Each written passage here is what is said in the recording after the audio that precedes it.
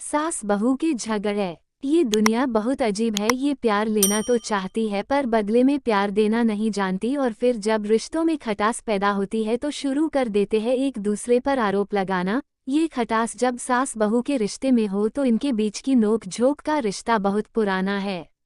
सास बहू जब प्यार से रहे तो किसी माँ बेटी से कम नहीं, लेकिन क्या हो जब इनके बीच आपसी तकरार हो तो ध्यान में आता है झगड़े और कलेश। ये झगड़े या तो पति को पत्नी से अलग कर देते हैं या फिर माँ को अपने बेटे से, क्योंकि पत्नी को सास पसंद नहीं आती और वो उससे अलग होना चाहती है।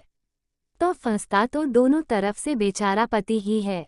सास बहू के झगड़े की कुछ नोक झोंक इस कहानी में भी घटित हुई है, लेकिन साथ ही में इसका एक शानदार हल भी दिया गया है। उम्मीद है कि ये कहानी आपको पसंद आएगी।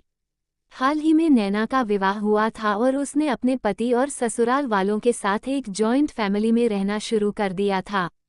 कुछ दिनों के बाद उसे पता चला कि वह अपनी सास के साथ नहीं रह सकती। नैना की सास रूढ़िवादी थी, जबकि नैना आधुनिक जीवन शैली जीने वाली लड़की थी। जल्द ही उनके बीच झगड़ने होने लगे। कई महीनों के बीत जाने के बाद भी दोनों में से कोई भी अपना व्यवहार बदल नहीं पाया। समय के साथ साथ नैना और ज्यादा आक्रामक हो गई और उसे अपनी सास से नफरत होना शुरू हो गया। वह सोचने लगे कि कैसे अपनी सास से छुटकारा पाया जाए। एक बार हमेशा की तरह जब उसने अपनी सास से झगड़ा किया और उसके पति ने अपनी मां का साइड लिया, तब नैना गुस्सा हो गई और अपने मायके चली गई।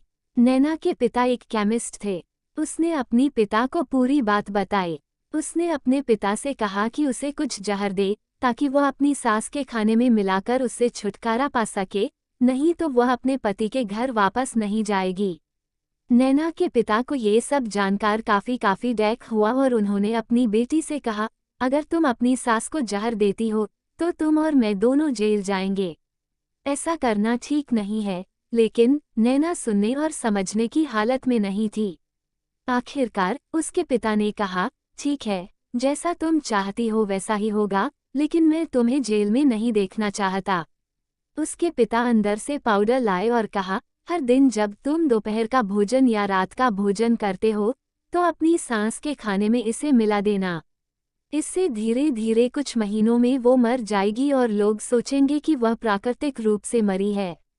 उन्होंने ये भी कहा, क्योंकि किसी को भी तुम पर शक नहीं होना चाहिए, इसलिए आज से तुम अपनी सास के साथ नहीं लड़ोगी बल्कि तुम उनकी देखभाल करोगी, भले ही वो कुछ भी कहे। तुम गुस्से से बात नहीं करोगी और हमेशा शांत रहोगी। उद्धरण चिन्ह। नैना सहमत हो गई और अपने ससुराल वापस आ गई और अपने पिता की सलाह के अनुसार उसने अपनी सास के खाने में पाउडर मिक्स करना शुरू कर दिया और बड़े ही प्यार के साथ बात करना शुरू कर दिया। समय बीतने के साथ साथ नैना की सास का नेचर भी बदलना शुरू हो गया। क्योंकि नैना अब अपनी सास की बहुत देखभाल करने लगी थी, इसलिए उसकी सास भी उसके प्रति विनम्र होने लगी और प्यार से बात करने लगी। 5 महीने बीत गए और नैना खाने में पाउडर मिक्स कर रही थी, लेकिन अब घर का वातावरण बदल गया। कोई झगड़े नहीं थे, दोनों एक दूसरे की तारीफ करते। अब ऐसा लगता था मानो दोनों का रिश्ता माँ और बेटी का रिश्ता हो। अब नैना को चिंता होने लगी कि पाउडर की वजह से उसकी सास जल्द ही मर सकती है। वो अपने पिता के घर पर गई और उनसे कहा, पिताजी, कृपया मुझे उस जहरीले पाउडर के प्रभाव को ठीक करने के लिए इलाज बताएं। मैं अपनी सास को खोना नहीं चाहती। वो मेरी माँ की तरह है और मैं उससे अब बहुत प्यार करती हूँ। उसके पिता मुस्कुराए और कहा, कौन सा जहर? मैंने तुम्हें बस एक स्वीटनर दिया था। नैना हैरान थी और उसने अपने पिता से पूछा कि उन्होंने ऐसा क्यों किया। पिता ने कहा, बेटा, अगर तुम किसी दूसरे इंसान से प्यार चाहते हो तो तुम्हें भी उसे प्यार देना होगा। रिश्ते एक गाड़ी की तरह होते हैं और हम उन पर लगे पहियों की तरह। जब तक सभी पहिए ठीक से आगे नहीं बढ़ेंगे तब तक गाड़ी ठीक से नहीं चल सकती।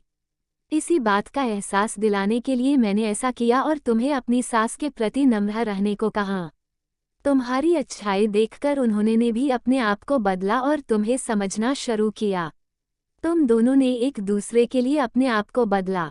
यही कारण है कि तुम अपनी सास के लिए आज मेरे पास भागते हुए आई हो। नैना अपने पिता की बात समझ चुकी है और आप हर इंसान अपनी परिस्थितियों का शिकार होता है। यह अक्सर कई मतभेदों को जन्म दे सकता है। हालांकि हमें एक दूसरे को समझने की कोशिश करनी चाहिए और एक दूसरे के साथ एक स्वस्थ संबंध बनाने के लिए थोड़ा अपने आप को भी बदलना चाहिए। और जब इस तरह के मतभेद रिश्तों के बीच उठते हैं तो उनके प्रियजनों का कर्तव्य है कि वे उन्हें शांत रखें और सही रास्ते की ओर मार्गदर्शन करें।